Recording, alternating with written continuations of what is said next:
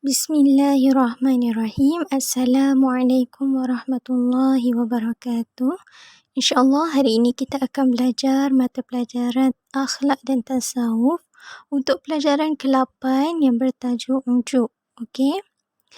Sifat ujub ini adalah salah satu sifat tercela yang mesti dihindari oleh umat Islam kerana sifat ini dapat menjadikan seseorang itu sombong atau riak.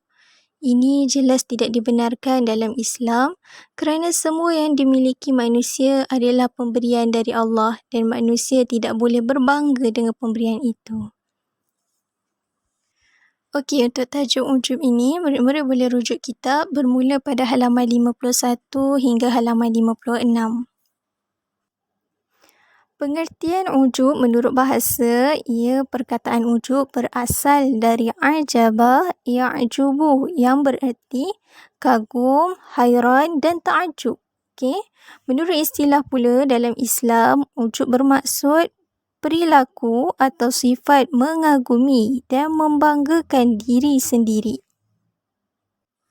Dalil larangan bersifat ujub ini kita boleh lihat di dalam Al-Quran, firman Allah Ta'ala dalam surah An-Najm ayat 32, A'udzu billahi minasyaitonir rajim. Fala tuzakku anfusakum huwa a'lamu bimanittaqa. Shadaqallahul azim. Artinya, maka janganlah kamu memuji-muji diri kamu, iaitu bahawa kamu suci, bersih dari dosa. Dialah Allah sahaja yang lebih mengetahui akan orang yang bertakwa. Dalil ini menunjukkan kepada kita bahawa kita amat dilarang untuk ada sifat ujub dalam diri ini. Pembahagian ujub. Okey, menurut Imam Al-Ghazali menyatakan bahawa manusia yang ujub terbahagi kepada 3 golongan. Golongan yang pertama iaitu golongan yang ujub selamanya. Sekalipun dia menyedari adanya kurniaan Allah, namun dia tetap juga bersifat ujub, iaitu golongan Mu'tazilah dan Qadariyah. Mereka tidak memandang kepada Allah. Menurut pendapat mereka, segala perbuatannya merupakan ciptaan mereka sendiri, bukan daripada Allah. Begitulah akidah mereka terus-menerus bersifat ujub. Mereka mengingkari adanya taufik dan pertolongan Allah. Hal itu kerana syubhah yang menguasai diri mereka. Okey, ini adalah golongan yang ujub selama-lamanya. Golongan yang kedua iaitu golongan yang lurus, iaitu golongan yang mengingati adanya kurniaan Allah dan segala tindakan dianggap sebagai kurniaan Allah, sehingga mereka tidak pernah bersifat ujub atas amalan-amalannya. Hal itu kerana mereka sentiasa berhati-hati dan diberi kewaspadaan oleh Allah serta dikhususkan dengan pertolongan daripada Allah Subhanahu Wa Taala. Yang ketiga adalah golongan yang campur aduk, iaitu di mana kadang-kadang ujub tetapi pada suatu saat mereka tidak bersifat ujub. Mereka ini kebanyakannya adalah orang awam, iaitu ahli sunnah wal jamaah. Kadang-kadang menyedari kurniaan Allah, kadang-kadang mereka lupa, maka sifat ego atau ujub timbul secara tiba-tiba. Hal itu kerana lemahnya ijtihad dan kurang berhati-hati. Sememangnya sebagai manusia yang lemah, sifat lupa dan ingat silih berganti. Di antara sebab ataupun punca berlakunya ujub ini adalah yang pertama, diri jauh dari Allah Ta'ala. Yang kedua, kufur nikmat. Yang ketiga, berasa tinggi diri. Yang keempat, sering menerima pujian dan merasa senang dengannya. Yang kelima, kerap memperoleh kejayaan dalam setiap perkara yang dilakukan. Yang keenam, mempunyai kuasa atau pangkat yang tinggi. Yang ketujuh, diri dikenali dan menjadi pujaan ramai. Yang ke-8, mempunyai kelebihan diri berbanding orang lain. Yang ke-9, mempunyai keturunan yang hebat dan disanjung tinggi oleh orang lain.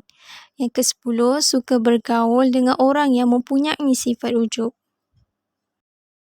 Seterusnya, keburukan ujub akan memberi kesan kepada manusia. Antaranya ialah, yang pertama, menjadikan seseorang sukar untuk mendapat hidayah dari Allah. Okey, apabila kita jauh daripada Allah sebab dengan sifat kebanggaan diri kita tu, dengan sifat sombongnya diri kita, maka kita sukar untuk mendapatkan hidayah Allah.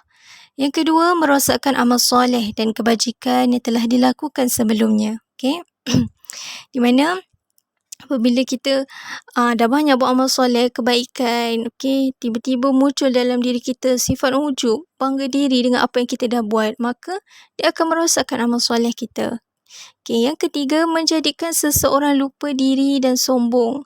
Bila kita dah bangga diri, kita ada kelebihan, kita ada darjat, maka bila ada sifat sombong, bangga diri dalam diri, maka kita akan menjadi orang yang lupa diri. Okey, seperti kacang lupakan kulit.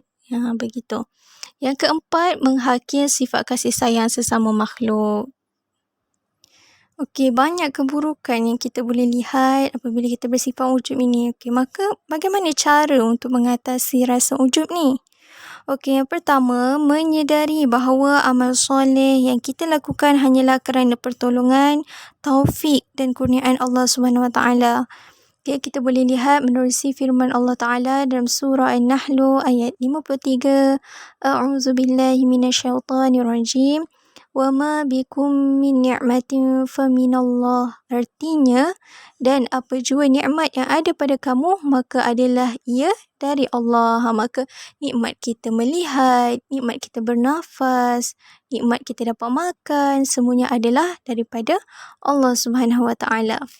Okey, menurut hadis Rasulullah sallallahu alaihi wasallam yang diriwayatkan oleh Imam Al-Baihaqi dan Imam At-Tabrani daripada Sayyidina Anas bin Malik radhiyallahu anhu.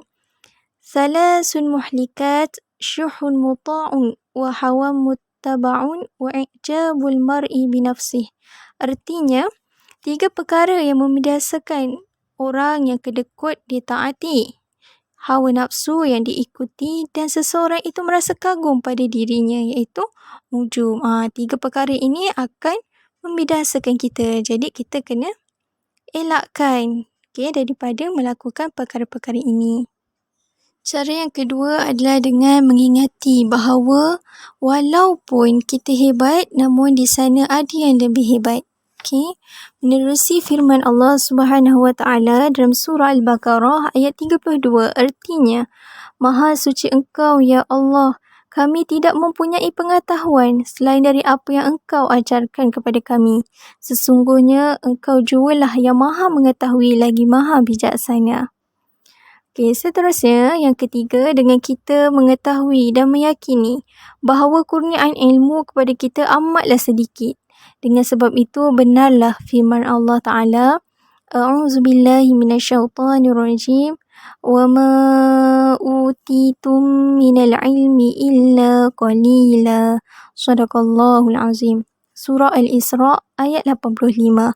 Artinya, dan kamu tidak diberikan ilmu pengetahuan melainkan sedikit sahaja. Kesimpulannya, marilah kita sama-sama muhasabah diri. Sentiasa ingat bahawa semua nikmat, semua kebaikan yang ada di muka bumi ini hanyalah pemberian daripada Allah Subhanahu Wa Ta'ala. Okay, apabila kita rasa dalam diri kita ini kita seorang hamba, maka kita tidak akan rasa yang kita ni perlu berbangga dengan apa yang kita ada. Sebab semuanya adalah pinjaman daripada Allah Subhanahu Wa Ta'ala. InsyaAllah semoga murid-murid diberikan kefahaman yang baik. InsyaAllah. Terima kasih. Assalamualaikum warahmatullahi wabarakatuh.